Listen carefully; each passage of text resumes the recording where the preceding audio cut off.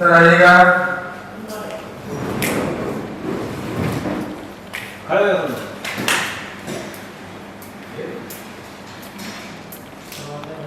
बेटा देव देव तुम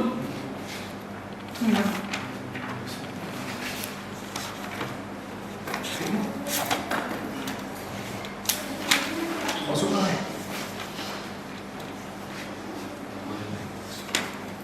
घर में हमारी होटल देखो देव चले को मना नहीं किया तुम लोग फतेह साहब वाले खाना उसको जाकर रहो मैं सारे इंतजाम कर देता हूँ। आगे आगे आगे मुझे ये रास्ता बात कर रहे हो तुम देव क्या हुआ चंद्रिका ने कुछ कहा है? बेटा बस बस हिम्मत नहीं आ रही है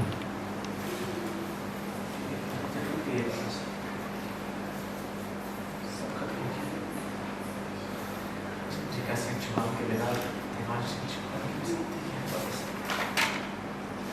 क्या हुआ देव फिर से चंद्रिका ने गुस्सा दिखाया अभी क्या अभी माँ बेटे को आमने सामने बिठाकर सब कुछ ठीक कर देता हूँ चल आज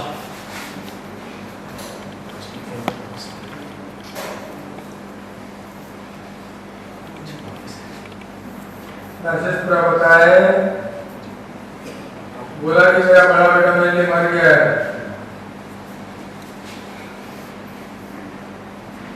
ऐसा कैसे कह सकती है चंद्रिका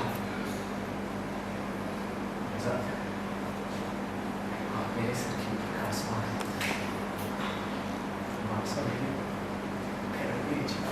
जिस पर मैं सर उठाना मजबूती से खड़ा है मेरे पैरों की नीचे की जमीन चली तूफान की तेरी तरह मेरे आसपास टकरा सब खत्म हो गया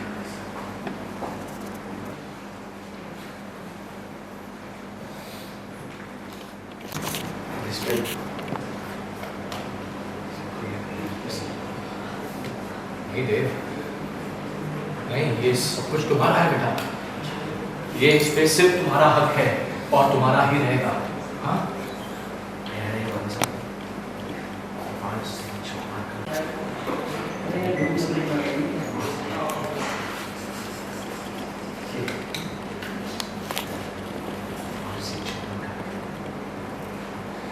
चंद्रिका सिंह चौहान का बड़ा बेटा जो ऐसी अशुभ बातें नहीं करते थे बस कुछ दिनों की बात है बेटा सब ठीक हो जाएगा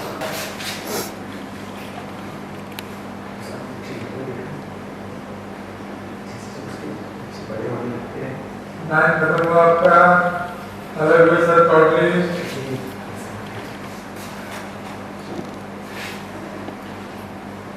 मेरा देव मेरा राम जैसा बेटा खुद पर इतना ये दुखों के पहाड़ टूट पड़ने के बाद भी अपनी भाषा को गलत नहीं ठहरा रहे हो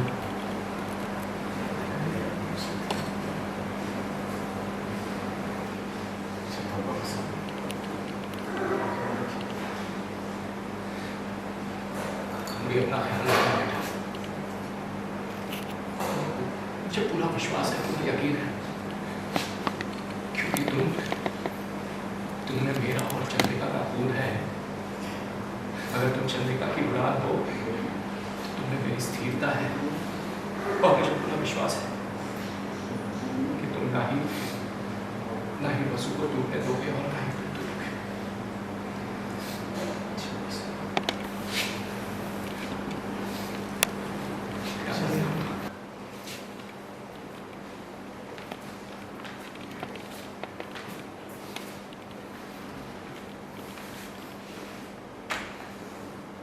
राजी का व्यू कितना कठोर बनेगा दियो नहीं है ऊपर से ड्राइव देखा बस डायलॉग हो गया सर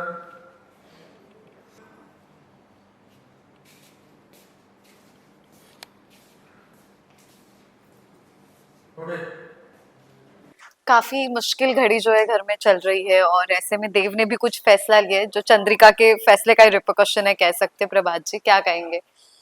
हाँ, बिल्कुल। और ये कॉन्फ्लिक्ट तो होना ही था बिकॉज़ जब बात बेटे की आती है और जब बेटे की शादी हो जाती है और वो भी अपनी माँ के खिलाफ, तो एक माँ और अपनी वाइफ के बीच का जो एक फेज़ होता है, वो कॉन्फ्लिक्ट हमेशा बेटे को अपने आप में सफ़र करना पड़ता है और वो किस तरह से डील करता है, वही चीज़ देव भी कर रहा है आज।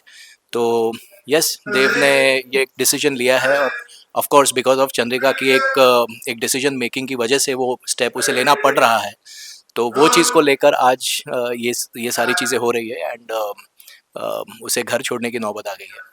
और ऑफिस में भी ऐसा कुछ देखने को मिल रहा है। अब क्या प्रॉपर्टी से भी चीजें बेदखल करने की कोशिश की गई है? हाँ, मतलब not property as such but yes, Chandrika ने यहाँ तक जब कह दिया है कि अब मेरा बेटा मेरे लिए मर चुका है, तो वो सारी चीज़ें उससे छीन ली जाती है जिसका नाम उसके साथ जुड़ा हुआ है। तो अब ऑफिस में भी जहाँ पर देवांश का नाम जहाँ पर भी जुड़ा हुआ है, वो उसे उससे बेदखल कर रही है ताकि वो कह सके कि भाई अब देवांश का नाम कहीं पर भी नहीं जुड़ रहा है। तो कंपनी के साथ भी उसका नाम ऑफ कोर्स जुड़ा हुआ था। He was a CEO of the company. So that's one of the reasons अब देव सब कुछ छोड़ छाड़ के यहाँ से निकल रहा है। और प्रभात जी ने जिस तरह से स्टार्टिंग से देव और वसु का साथ दिया है, तो ऐसी सिचुएशन में भी क्या आपने चंद्रिका के साथ बात करने की कोशिश बिल्कुल, की है? बिल्कुल। एक सही मौके की तलाश में पहले भी था जब देव और वसु की शादी हो गई थी और वो कहने जा रहा था कि एक पर्टिकुलर पॉइंट पे जहाँ पर मुझे पता है कि चंद्रिका मान जाएगी, ऐसे पॉइंट पे वो कहने की कोशिश करता है और वो बहुत ठहराव के साथ, बहुत ही सूझबूझ के साथ वो अपनी चीज़ें रखने की कोशिश करता है प्रभात, बिकॉज़ उसे पता है कि चंद्रिका का स्वभाव क्या है, उसके अपने उसूल क्या है, उसके रूल्स एंड रेगुलेशंस क्या है। तो यही चीज़ अब यहाँ पर भी आएगी कि जब देव यहाँ से निकल रहा है और प्रभात एक ही कैटलिस्ट बनता है बीच में, और एक कड़ी बनता है चंद्रिका और अपने बेटे के बीच में। तो किस तरह से वो डील करेगा सारी चीज़ का और किस तरह से जोड़ने की कोशिश करेगा कि भाई अपनी मासा को अब अपनी पत्नी को अपना ले, अपने बेटे को अपना ले और अपनी पत्नी को वो समझाए।